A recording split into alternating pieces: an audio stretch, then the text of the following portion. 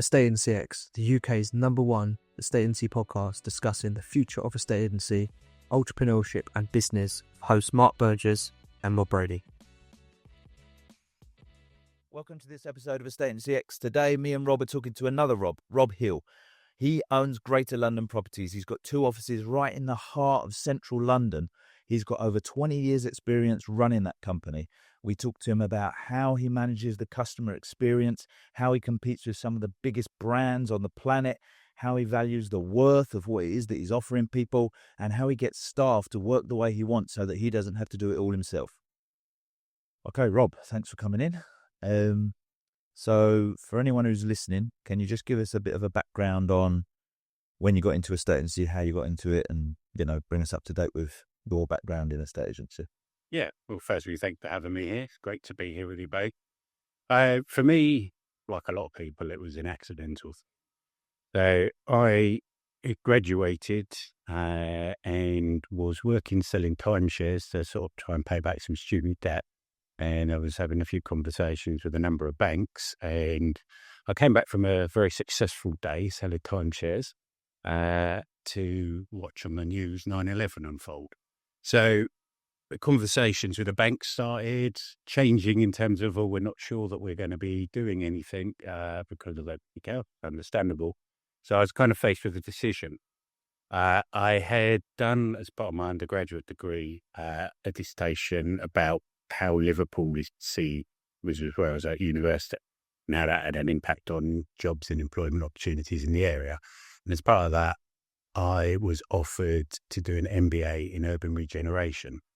So I felt, bearing in mind, there wasn't much going to be happening in the sector that I wanted to go to.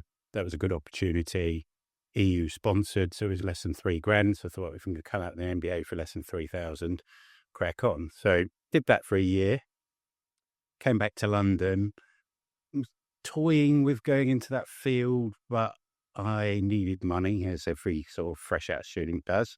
So I joined a local agency, which, give you an idea, I arrived at 9 o'clock, was handed a Sainsbury's carrier bag with a load of keys in it, and a mobile phone. And bearing in mind I was in Camden, I was told I had half hour to get to Earl's Court. Nice. So in the bag of keys was a small A to Z. So I navigated my way there, met this woman going through every key in the bag, managed to let the flat, and I didn't actually go back to the office for 3 days because I was just ping-ponging around London with this big bag of keys. And back in those days, I was phoning up saying, I've got all this money, like just people giving you cash holding deposits.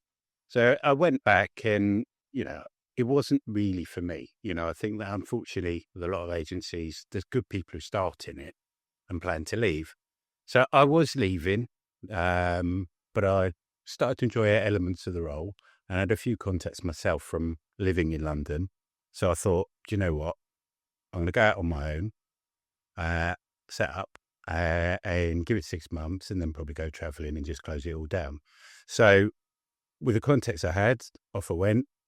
Then a few clients from the old place started phoning up going, what happened? Why were you not there? Because it was all rather sudden. And then they started giving me their stuff. So it was only lettings to begin with. And 6 months came and it was like summer in London. Everything's good. Had a little think, but it wasn't much of a think because I was enjoying it. I was making more money than my peers. I thought, well, if I give it up, that's it. It's done, sort of thing. You can't let the people down who put faith in you. And here we are, 22, 23 years later, with something that never was meant to be anything other than get some money for travelling quick and come back in a different sector. Mad. And have you been travelling since? Have you had a holiday yet? Yeah, a few holidays, but no, nothing like that. That's crazy. So it's Greater London Properties now, right? And you've got 2 offices? Yep. And one's in Soho. Yep. Other one is just by Bloomsbury King's Crossway, right? Okay. So really, the heart of London we're talking about here for anyone who's like, not that familiar with London. And 22 years later, still going, still thriving. So it's going to be an interesting conversation. I mean, I've got to start off by asking you something that I think is pretty obvious. Like, in that specific location, we've got agents that are listening to this that are based all over the country. And they're probably thinking to themselves like, oh, imagine what we'd get paid if we went and worked in London. But they don't, because they probably think that would be impossible because of all the big corporates and the big companies. And so how do you deal with the fact that like you must be surrounded by some of the biggest brands and names in the world of real estate? Yeah, you are. I think you've got to offer a point of difference. And, that point of difference has evolved over time. Like at the beginning, it was just me. So if I was dealing with you, I was doing everything from listing it to viewings to the referencing to the contract and everything else.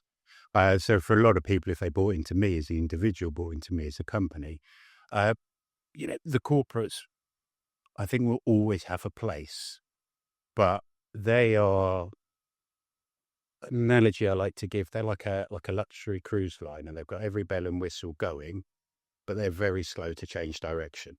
So if you're more like a speedboat, and the direction of travel on the market or some new legislation or things that would probably come on to, new tech that comes out, you can look at it and go, yeah, I like the look at that. Let's give it a run and see how we get to.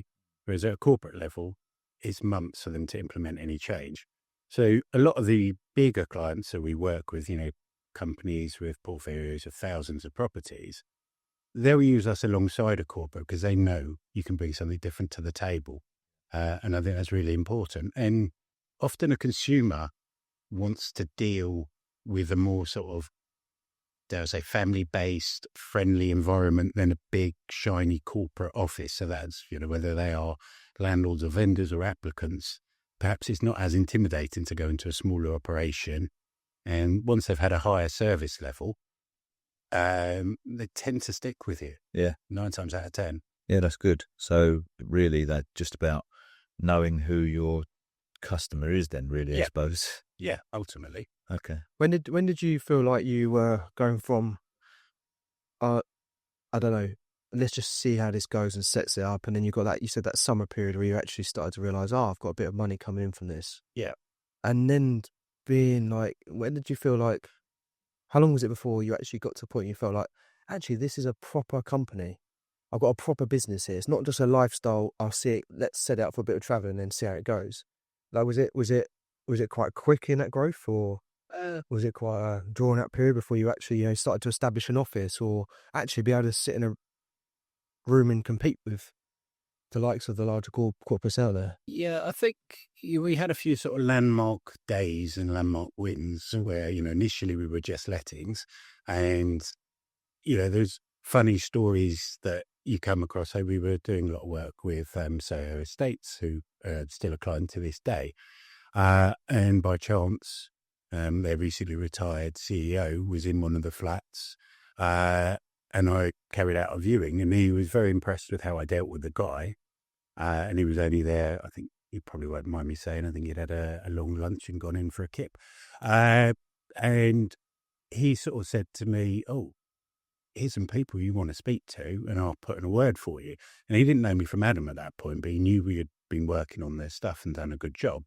And when you start picking up, companies that are on the stock market and, landed estates, that's kind of when you realize, probably 18 months in, it went from more like, I'll do your flat for you or your house, to, hold on, we've got people coming on a Monday. Oh, here's half a dozen instructions for you. Yeah. See how you get along with them. And it, grew from there, taking on more staff, understanding more about the market, learning from your staff, teaching and training your staff as best you can to make sure that your standards remain the same. And when you identify flaws, which, to this day we still do, you then improve to make sure you're better next time around. That's interesting. So as the company did start to transition over to being, not, I'm going to do this and then go traveling. Now it's a proper business and we've got responsibilities and big clients to look after and stuff. When you, like you say, when you look back at the milestone moments that you mentioned, can you think of maybe one or two or even three things whereby at the time you couldn't have known these things were going to be the catalysts to moving you on to the next level? And maybe you weren't sure whether you were going to do it or whether you weren't. But looking back now, like things changed when we did X, the company moved on a step, or when we did Y, the company moved on a step? Yeah, I think in the early days, it was logical that we would go into sales because landlords sell their properties and we were just giving that up. So we went into that and did pretty well. I mean, to be honest, I was fronting that at the time, all self-taught. And we just sort of applied the same sort of values in terms of how we'd operate, the service we would offer. And that yielded some pretty good returns quite quickly because we knew the properties and everything else. I think when we went heavily into the management field and started winning some big contracts, that's when not necessarily you've arrived, but you've got a serious amount of money coming in each month, guaranteed, that you're not, worried if we don't do this many deals, we're struggling a bit here. And, at certain points, obviously the COVID time, that was pretty useful income to have coming in. So you had been let only maybe up until that point, had you? We probably were about let only for the first 8 or so years. Yeah. And then, a lot of the clients were happy with that. Yeah. But then you did lose work. We had partnerships with various management houses, but it's hard for two companies to align on everything. So sometimes the service wasn't what it should be. But it's, we've got a great management team, great staff. Clients know them. We look after tenants properly in a way that they should be looked after.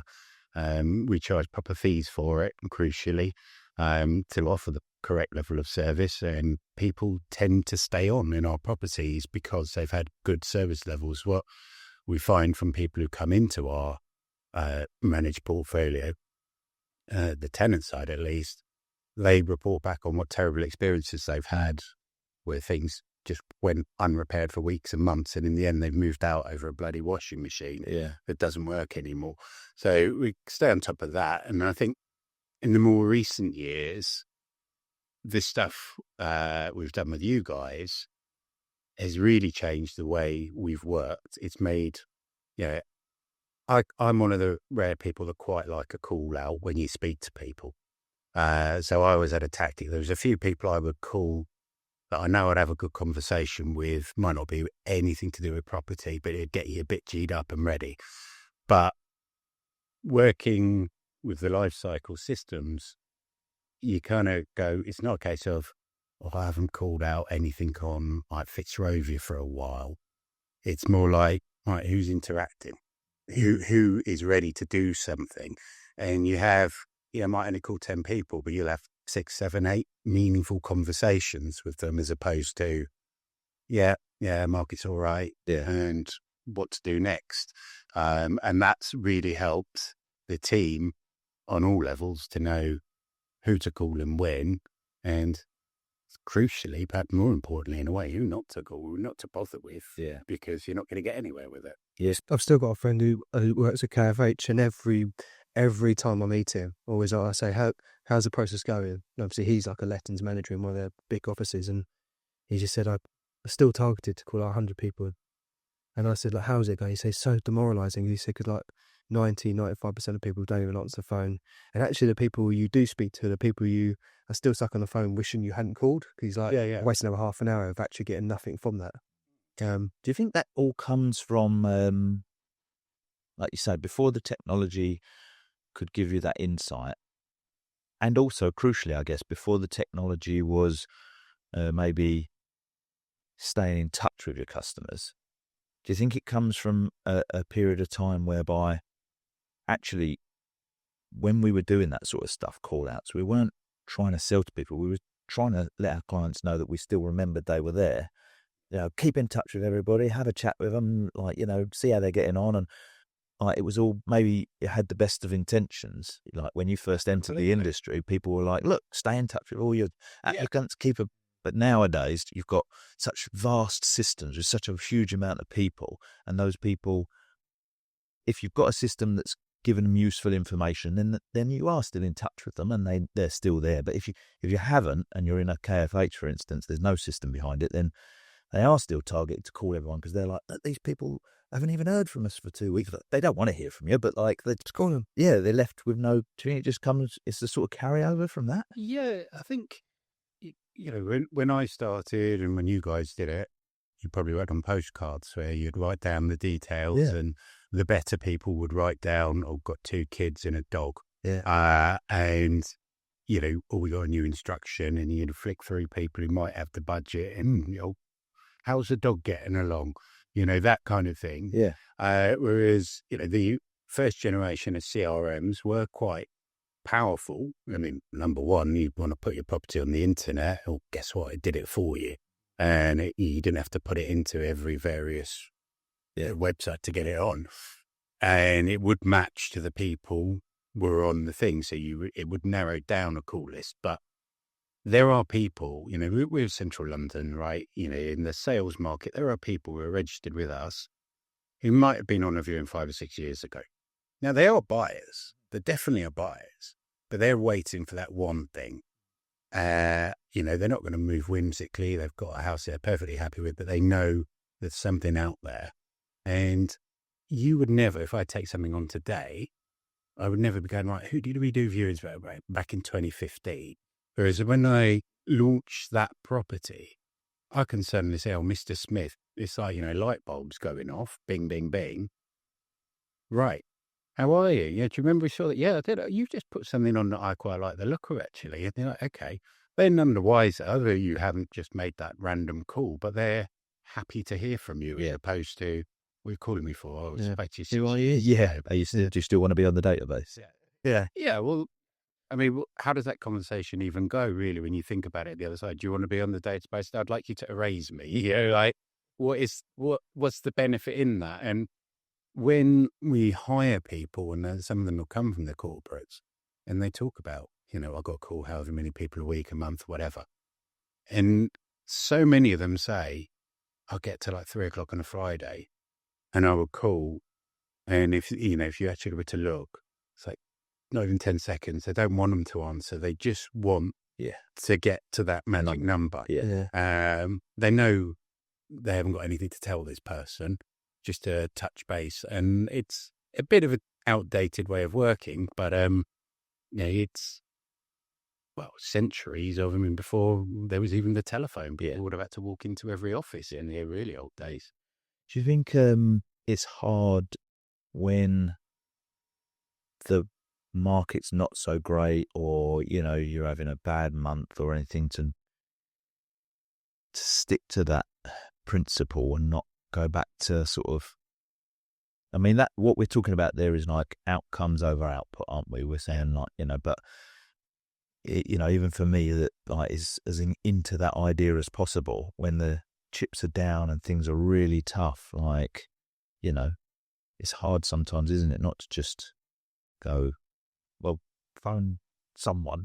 Do you know what I mean? And like make something happen. Like, but even as futile as that is, like, it must be a learning curve for everyone who comes to your company, at least. Like, yeah, I think it is. But there's always someone to call who will want to hear from you in some capacity.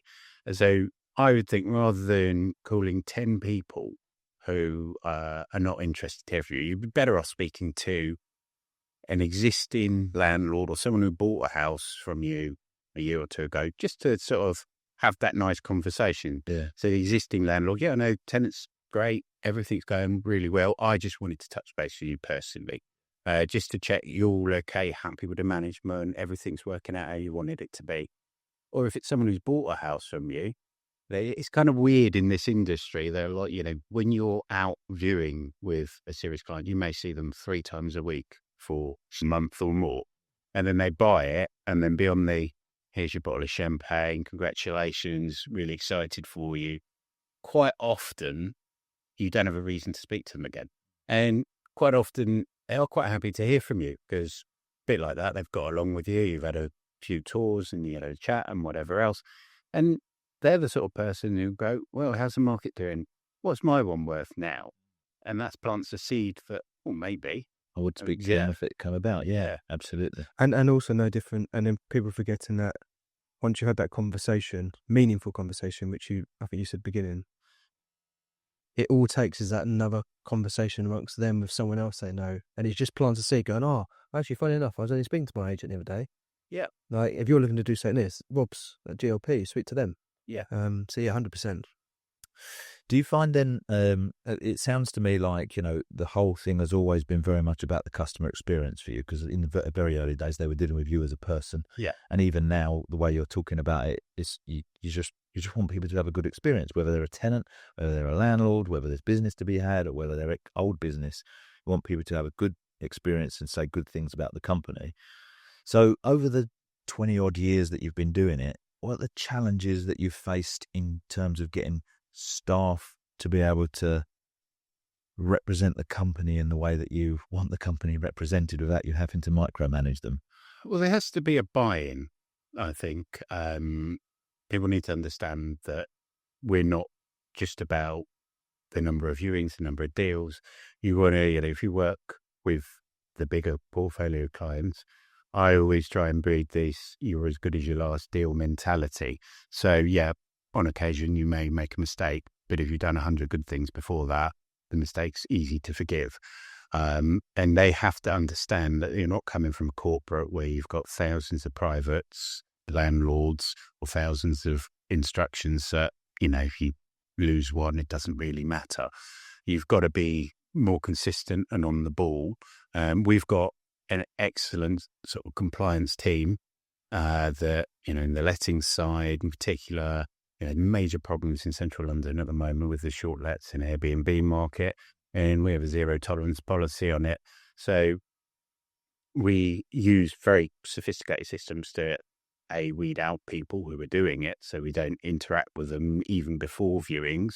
We put out some really, really positive stuff on your platform, whereby we said, like, effectively, if this is what you want to do, go down the road. Don't come to us, because you're just wasting your own time. Forget our time. You're wasting your own time. You're not going to get the flat. And this is people taking a flat and then renting it out as a Airbnb or something like that. Yeah, but where that worked really well, and it actually got picked up by Westminster City Council, was a load of people who have had that experience with an agent who basically didn't care. They put in someone, it's all over Airbnb. They were friends with the neighbours. They used to live in the flat. And the neighbours are upset because there's a stag party every weekend. Yeah. They're then coming to us saying, could you help us? And I think that's quite important. I mean, a lot of my peers actually have Airbnb departments within it. They might not publicise it as much. They're renting themselves and doing it.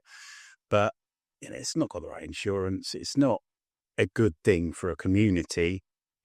Hotels are there for a reason. So it's apartment buildings are there for a reason. To have, you want to know your neighbours. And as much as people think, in London there is no community, that's obviously not true. There is.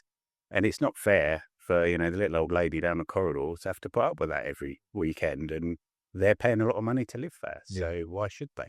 Well, and especially if the landlord has decided they don't want to go down that road, then it's not for the tenant to decide that they are going to go down that road, is it? Yeah, it's awful. It's awful. And, it's something I hope at some point there'll be some legislation brought in to deal with these things properly, because it shouldn't be happening.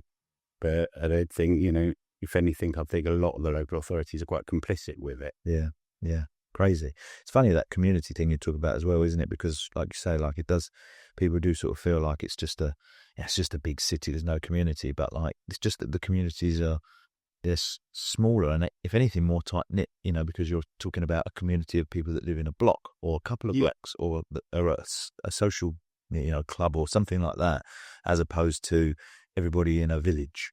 They're their own little villages, aren't they? Those little communities are their own little villages inside London. What do you think are some of the myths that people have about having a estate and letting agency in the bang in Soho in the middle of London? What do you think is like some of the most common myths? Making money. Yeah, making money.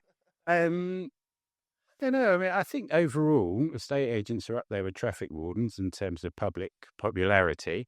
And that's something industry-wide I think people need to work on, because, that we touched on earlier, 100 calls a week target. That's just annoying for the public. People getting screwed over, that's just annoying. I think, I believe, like I remember the first flat I moved into with the guys. It was great. It should be exciting. You should be collecting the keys and it should be a positive thing. I mean, most moves in life are milestones where you move in with your partner for the first time, or, if you're downsizing, if you're at the other end of the scale. And I think it should be exciting. But it often ends up being a horrendous experience. And I think as an industry, we probably need to look at that. Like, we try to make it memorable. We try to take the stress out of it. We're very clear on what we need and make it as quickly as possible. What do people think about me working Soho? I mean, it's a very colourful area. There's a lot of colourful people, not perhaps as much as there used to be, but a lot of the colourful people had a lot of the property. And it was a lot more difficult to plot who your people would be, who your applicant target market was, whereas now it's a bit easier.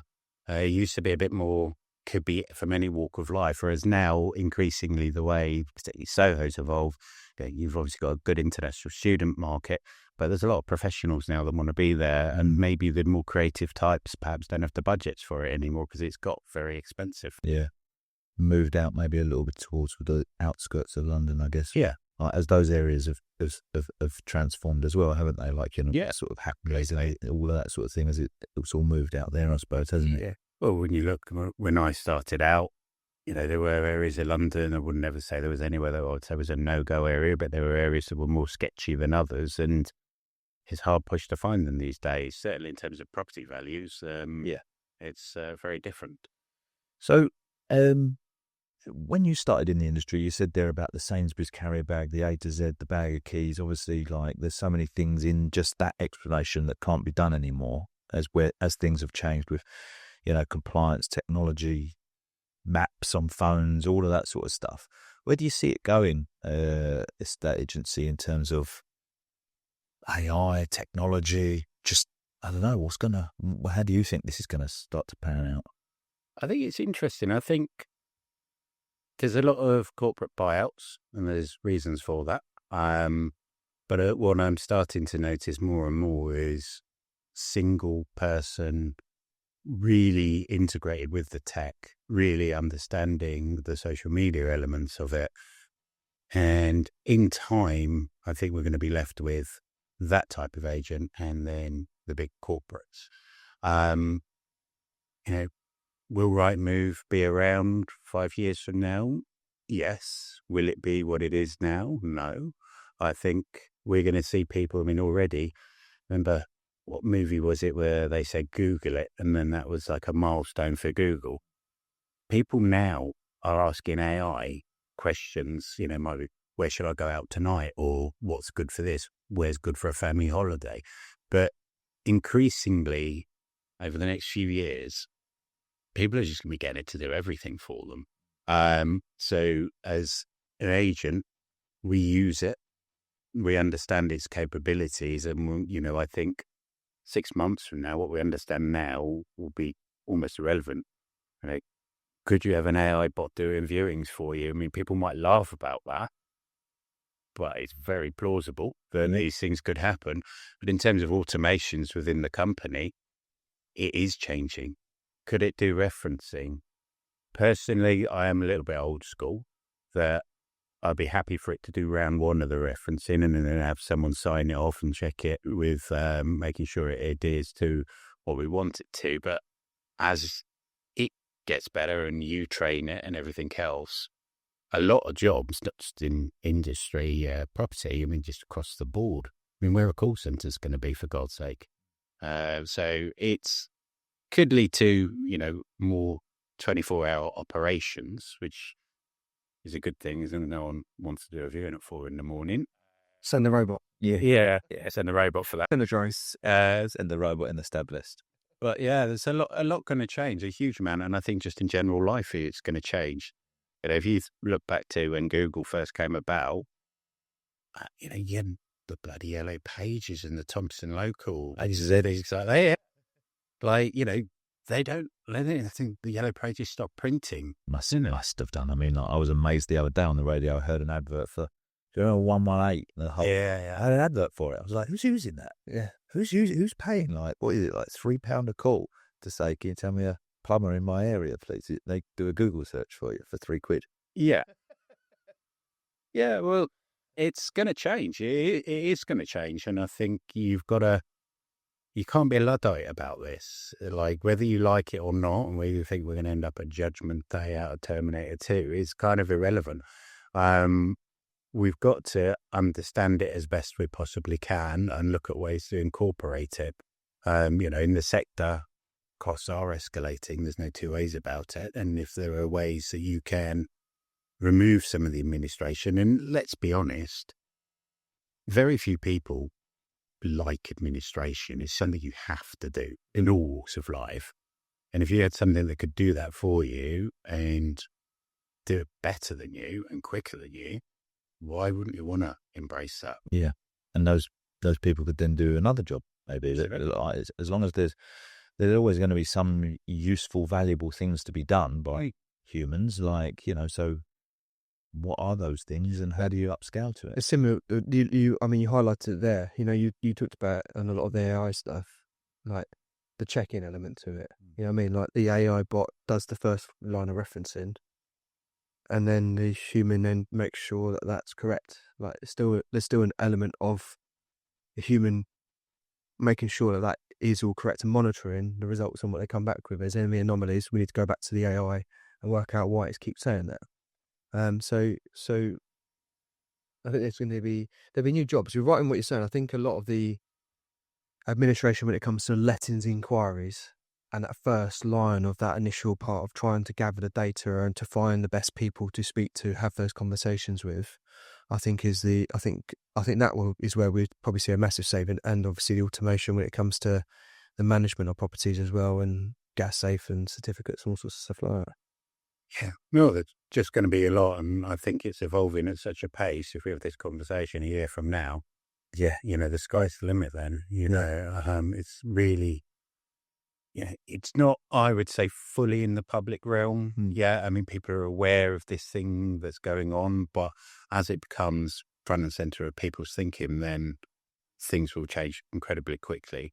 But I think with it, you're right. You always need the human interaction. I believe that, moving home is a personal journey that you go on, and you want someone there, an actual human to interact with. Fair enough. If your inquiry was dealt with by a bot, you're going to want that viewing. You're going to want to have that conversation with that person and to feel that they're kind of on that journey and in your corner helping you make that happen.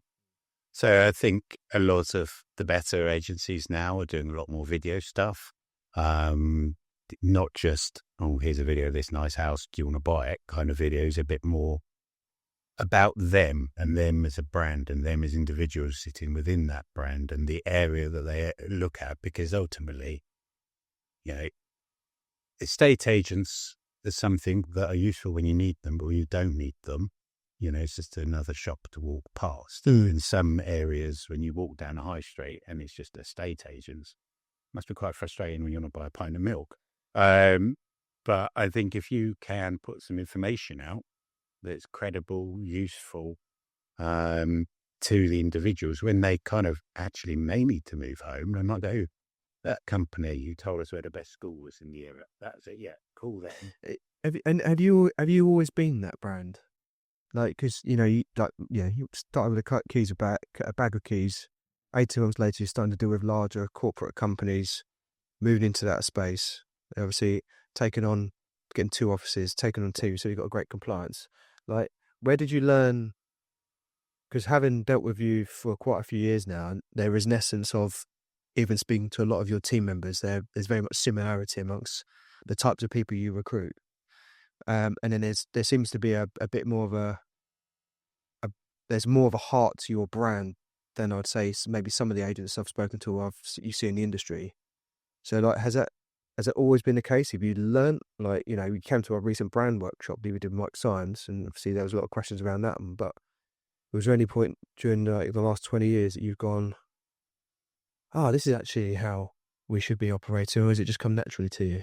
Um, I think I'm kind of live my life by you don't screw people over.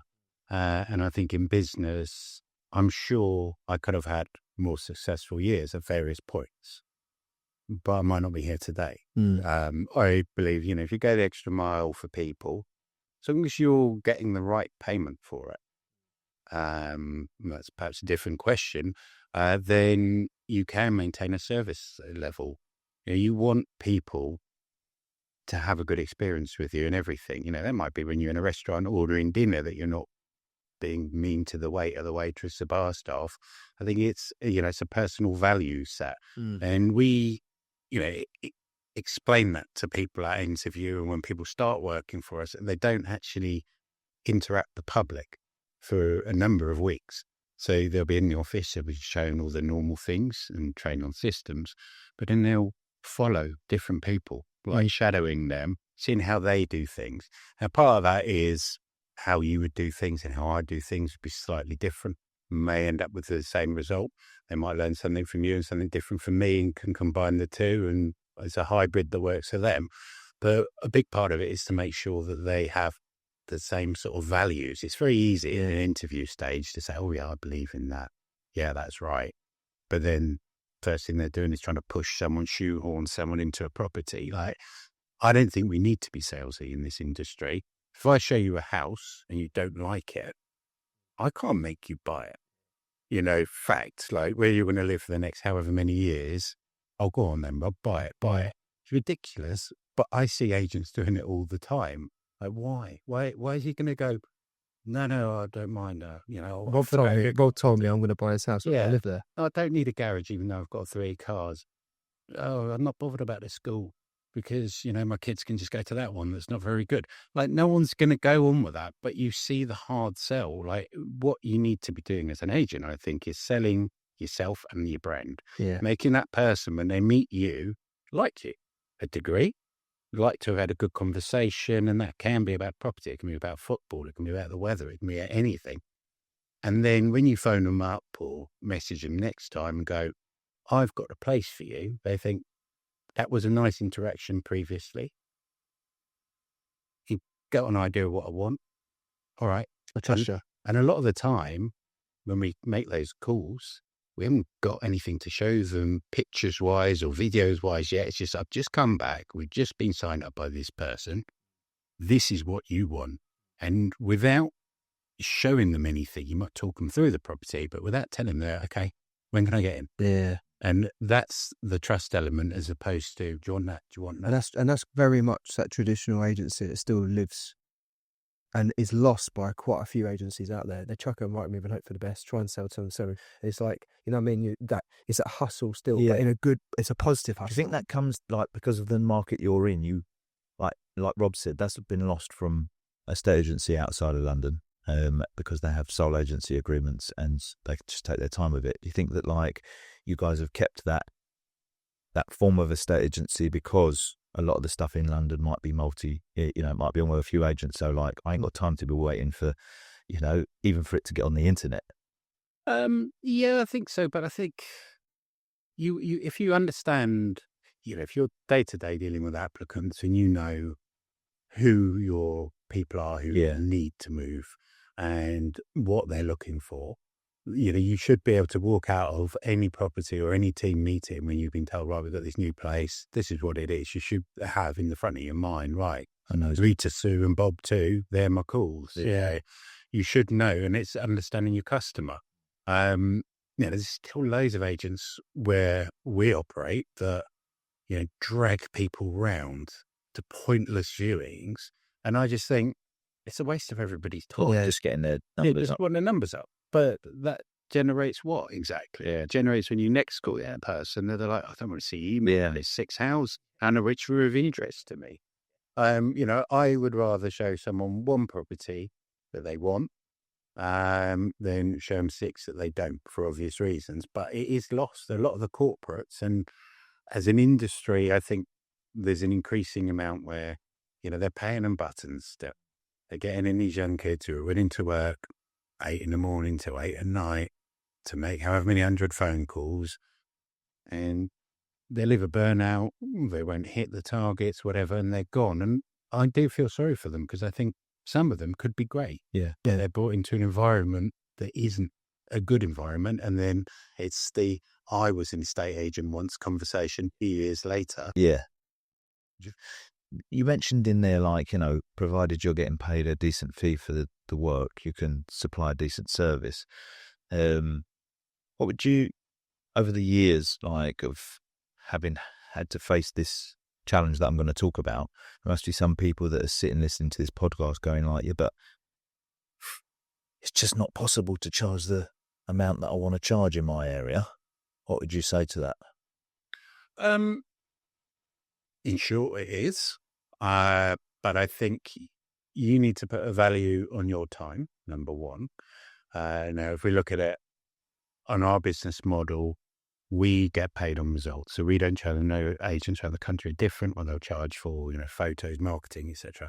We throw all of that in, even depending on the sales. If there's some level of compliance, EPCs, we would just pay for all of that because it's not a lot of money. People don't know where to go, and it makes their life easier. But you need to demonstrate your worth. And for me, I sit down with the vendors and my team do and understand, why they're moving, why they want to sell, crucially what they owe on it in the current market, because there's a lot of people who may not know it, but they're sitting in negative equity. So you need to understand at what price they will part with the asset. And then from there, if you feel you can sell it, sell it. And understand your value, what you're bringing. You're not going to write a 2-sentence description for a 4-bedroom property and sling on half a dozen bad pictures and think that's good enough. If you're going to go out there, take time for the launch, not just sling it on Rightmove and make a cup of tea and wait for something to happen. If you're going to be speaking to people, doing things off market, getting people through the door, you've got to get paid for it. For every flat house you sell, there might be another one that you didn't. So yeah, it might be a large number. 2%, 1.75%, if it's expensive property, is a large number for someone. But if you're going to get them a result and get them in the time frame that they want, that's worth money to them. Yeah. So don't be scared of saying, well, yeah, you can go to them and call me back in a couple of months. But whatever you do, the one parting advice I always give to them is be careful how long you're signed in for, because so many of the agents, I've seen even 26-week agency, which when you think about it, half a year. Yeah. Just give me half a year to try and sell it for you. Yeah. What question should that vendor be thinking at that point? Like, why? And why is it so much more money than everyone else? Yeah.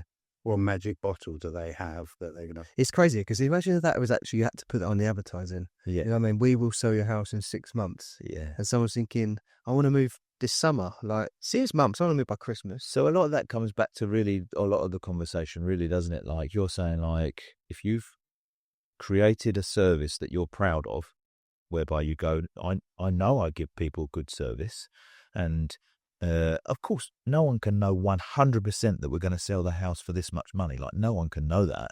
All that you can be in control of is the effort that you'll put in, the service that you'll give, the customer experience that you'll give, and then you put the price on that for you to be able to run that business and make a profit, which is the whole point of having a business. Then there's no point in negotiating if the person doesn't want to pay it, is there? If they don't want to pay it, then I guess you haven't got a business. Well, yeah, I think so. And I find it kind of funny how, and I've been there myself when I've seen agents come in and say, oh, well, our normal fee is 2, but we'll do 1. So you might as well just say we'll do 1. Yeah. Like, well, you're going half price. And I kind of wonder why people sign those agreements. So you're entrusting your house, the negotiation of probably the most expensive thing you own, with a guy who's just gone, I'll do it half price. In the same sentence, he hasn't even given you, we normally go with 2, pause. It's just the same sentence. Yeah. Like, what are you doing? And, it is expensive to be in central London. Rents are sky high, rates are eye-watering. and all the other costs. If you're going to pay your staff right and you're going to look after your staff properly, there's a cost to that. And it's important, certainly in a business like ours, that you have got good people, because I think in property, the longer you're in a given market, the more you know. I know more today than I did last week. You're exposed to new things all of the time. So you don't want people coming in, putting in a good 3 years, 4 years, 5 years service and then leaving. Because as much as you can get information out of them on an exit interview, it's their experience there, and increasingly now their brand, if you like, within your brand.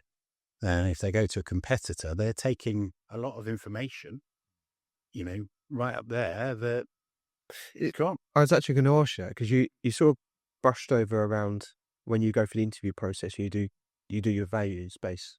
Like, this is what we believe in, this is our values.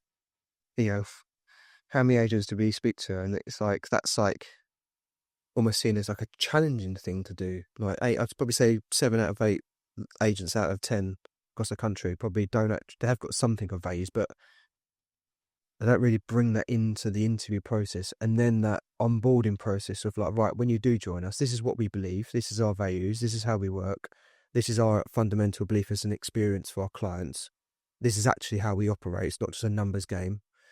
And then when you join us, you're going to be shadowed by people before we let you out there, not I'm going to give you a bag of keys and see you in about 3 days' time. So do you get a recruitment process right enough that you see the right people when you interview process, or have you still found that when you go through that process of, I see whether they're like on interview, and then a few weeks later, actually they're not cut for us? Because I speak to a lot of agents out there who bring someone on, they're with them for about a month, like, they're a nice person, they keep them on for another month, 6 months later, they're a nice person, and then they start to realise, like, actually they don't align with anything that we want to do, or they're not fit for it. But I've now stuck with this person who's nice, and I'm too nice to just say, sorry, you can't work here anymore. Well, I think you want a team. Like for me, I spend a lot of time at work, as most people do. So you want to be in a room with people that you can get along with and are aligned with the values, which are kind of like personal values as well.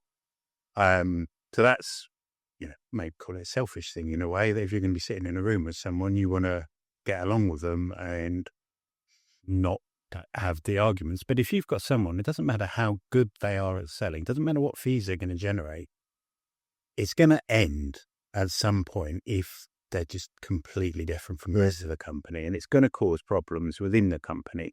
So for me, it's, it's a pass on that person. I don't care how good your numbers are, what you're going to do. And if you go to a competitor, fair enough. And then go over there, do some good numbers, good luck to you. But I would rather make sure we're there got the right people from the beginning. And we don't always get it right. Have had to part company with people and good people as well. On a human level, they're lovely people, but they just don't quite get it. And some others, some people, I think it's serial interviewers, they interview really well, but within a few days, hang on, where's that person from the interview? And in a way, it's been cruel to be kind. Yeah. If I let you go after a few weeks because it's clearly not going to work, I always let people go, and don't worry, you'll be paid up fully, not looking to screw anyone over, and we're happy to give you a reference. But there's no point continuing it for anyone's sake, not for them either. They could go off and, we may not be the right environment. And when you expanded your team from that, just you on your own, and then moving, was that just a natural thing that you did when you started to recruit more people for the business? Did you just sit down with them, or was it a case of like, oh my God, I've got a couple of people I've had, but they're not that good, and I need to work on this? I think my first few were really good hires. And got 2 of them, they were with me 12, 13 years and only left because they emigrated. So they can't come to London from Australia and Canada. So great London's great Sydney. Could work out. But, you just want to make sure that, in a way, they're there to service your clients and to help you. Yeah. So if they're not helping you and they're not servicing your clients in the same way that you could do it yourself, you might as well do it yourself But then it gets down to the thing, well, I need someone to help me because I can't do it all. Even now, we don't get it right every time. Don't get me wrong. There's no easy fix for this. I think, normally we'd have 2 or 3 of the more senior people to see them, to give an opinion. It shouldn't just be one person, because I'm not saying you get duped, but other people will see other things in people. And I like that, but I wasn't so sure about that. And you have a little talk about it, as opposed to, that person, look how many deals they've done, they're really good. It's, as I say, it comes back to, if you've got the properties, you'll have the people for them. So it's about facilitating the connection between the property and that person. Yeah, the experience. There's no hard sell, really, is there? It's qualification of the person, being available, offering a good service and a good experience to them, and then moving on to the next one. Love it. Very good. You got any other questions? No, really good. Really good, this one. Really, very good. Thanks very much, Rob. Good to see you both. Thank you very much. Thanks for listening to this Estate Agency X podcast. Can you make sure that you're actually subscribed to this podcast channel if you liked the content?